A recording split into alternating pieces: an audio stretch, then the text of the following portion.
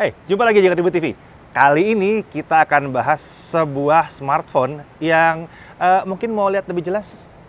Nah, kayak gitu ya. Smartphone-nya kayak gitu. Apa ini? Ya, ini adalah Note 20 Ultra.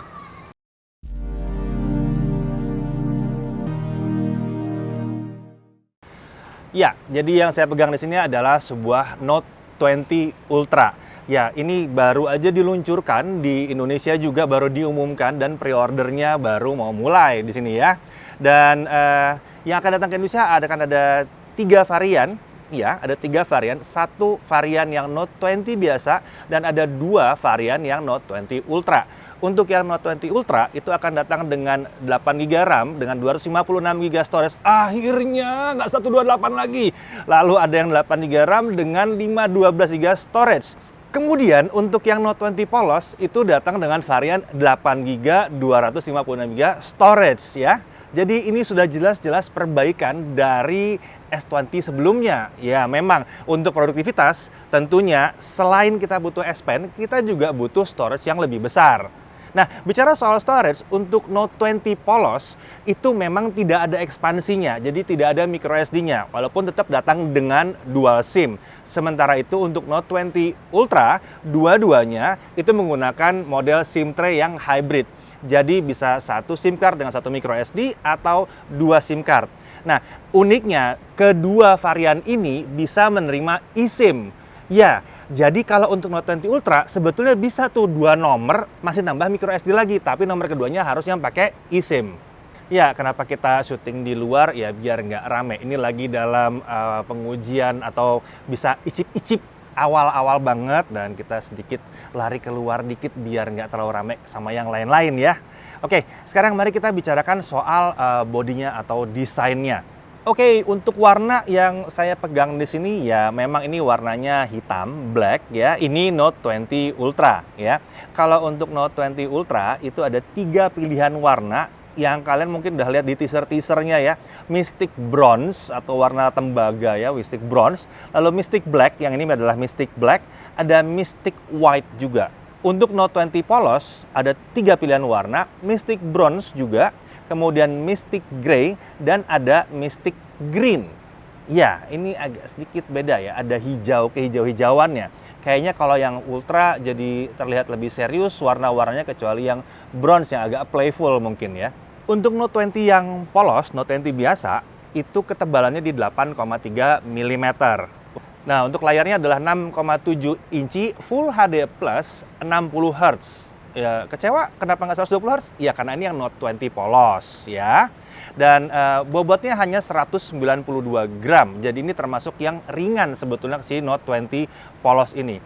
Untuk layar di depan dilapisi dengan Gorilla Glass 5, sementara di punggung belakangnya itu dilapisi polikarbonat. Mungkin untuk supaya lebih ringan ya. Lalu kita beralih ke Note 20 yang Ultra. Note 20 yang Ultra ini surprisingly lebih tipis dibandingkan S20 Ultra. Ya, dia hanya 8,1 mm ketebalannya dibandingkan dengan S20 Ultra yang mencapai 8,8 mm ketebalannya. Bobotnya pun nggak nyampe 220-an gram. Sepertinya Samsung berusaha cari keseimbangan di antara 200 dengan 220 dan didapatkan 208 gram. Jadi ini bobotnya tidak terlalu berat rasanya memang dan tidak terlalu tebal. Ya cuman sedikit lebih berat dibandingkan Note 10 Plus ya. Nah, di Note 20 ini layarnya juga layar flat ya. Jadi bukan yang melengkung-melengkung. Sepertinya memang Note 20 dirancang buat yang straight to the point aja. Ya, yang nggak butuh macem-macem lah. Ya, pokoknya sedikit lebih murah. Nanti kita bahas harganya ya. Sedikit lebih murah dan fungsional yang paling penting. Nah, untuk layar di Note 20 Ultra itu layarnya 6,9 inci, dilapisi dengan Gorilla Glass 7 Dynamic AMOLED 2X 120 Hz. Dan resolusi maksimumnya adalah WQHD. Ya, tinggi banget memang tinggi banget resolusinya. Tapi memang kita tidak bisa dapat 120 Hz dengan WQHD. Yang kita dapatkan adalah Full HD Plus dengan 120 Hz. Jadi kalau kalian pakai Full HD Plus dengan 120 Hz, itu ada fitur yang namanya sekarang adaptif ya. Adaptif ini membuat 120 Hz tidak akan dipantang terus 120 Hz. Tergantung aplikasinya apa yang dihidupkan. Kalau nonton video mungkin 24, mungkin 30 Hz aja gitu. Begitu masuk gaming atau apapun yang bisa 120 Hz, dia jalan di 120 Hz. Jadi benar-benar menyesuaikan dengan kebutuhan. Nah, buat kalian-kalian yang mungkin pakai handphone lain selain Note dan pernah pegang Note 10 terus kaget kenapa tombolnya sebelah kiri, nah ini diberesin. Kedua Note ini tombolnya sekarang di sebelah kanan. Tombol power ya, tombol powernya di sebelah kanan. Tapi memang dengan seiring pindahnya tombol power sebelah kanan, itu membuat stylusnya atau S Pen-nya itu harus pindah ke sebelah kiri. Ya karena sebelah kanan jadi penuh ya, ada tombol power, ada kamera di belakang, sementara sebelah kirinya kosong. Jadi ya wajar sih kalau S Pen-nya pindah sebelah kiri. Ini tentunya membuat pengguna dari smartphone Android yang lain maupun smartphone Samsung yang lain nggak kaget pada saat megang Note 20 series ini. Agak beda sama waktu pegang Note 10. Saya aja pertama kali pegang Note 10 itu mungkin sebulan pertama salah pencet tombol power terus. Nah, salah satu perbaikan di sini adalah memang tadi selain pindah S Pen-nya, nah S Pen-nya ini juga diperbaiki tapi di hal-hal yang benar-benar sangat esensial banget. Latensi. Mungkin kalau kalian ada yang coba untuk menggambar gitu, ada yang sedikit komplain dengan latensinya atau kapan saya nyoretnya, kapan terjadi coretannya, itu akan berubah total di Note 20 series ini. Ya, sebagai perbandingan, kalau Note 10 series itu latensi antara menggores dengan tergambarnya di layar ini adalah 20 milisecond, di sini sudah turun sampai ke 9 milisecond. Jadi ya menggambar ini harusnya jadi jauh lebih enak ya dengan si Note 20 series. Selain itu, Air Action juga sekarang diperbanyak lagi. Nanti mungkin kalau untuk detail kita masuk ke review aja ya, biar ini nggak kepanjangan cerita awalnya ya. Selain itu, pencatatan itu juga jadi satu yang dikuatkan banget. Jadi notes-nya Samsung itu diperbaiki luar biasa, di overhaul kalau buat saya, luar biasa. Ada banyak banget fitur-fiturnya yang ditambah di situ. Ya kalau fitur standarnya seperti Note Sync berarti ngetik nulis di sini berarti sama dengan nulis di device lain yang pakai Note juga, ya itu wajar ya. Tapi bagaimana kalau kalian mencatat panjang gitu ya sambil dengerin gitu, terus catatannya ternyata ada yang nggak kebaca. Nah ini sebetulnya bisa pas dipencet aja di bagian catatan yang nggak kebaca itu, lalu nanti dia memperdengarkan apa yang didengarkan oleh kalian pada saat mencatat. Ya, jadi dia bisa merekam suara sambil kita mencatat. Ini satu peningkatan yang luar biasa sih. Saya sendiri akan sangat merasa ini berguna sekali ya. Terutama kalau lagi meeting gitu ya, mencatat banyak masih suka tulis pakai tangan, itu akan sangat terbantu. Kemudian ada juga fitur-fitur lainnya seperti kalau tulisannya miring bisa diluruskan secara otomatis dan beberapa fitur-fitur yang sangat menarik ya yang lainnya. Dan yang paling menarik lagi adalah kedepannya, belum sekarang ya, kedepannya Samsung Note ini harusnya bisa sync dengan OneNote-nya Microsoft. Ini jadi menarik banget bukan kalau dia bisa sync ke OneNote yang Microsoft. Nanti semua kalender apa semua itu bisa nge-link juga ke situ. Ya ini sangat menarik memang perkembangan, tapi kita harus tunggu update-nya. Seperti biasa belum ada sekarang tapi nanti akan ada. Nah, sementara itu untuk prosesornya ini masih menggunakan Exynos 990.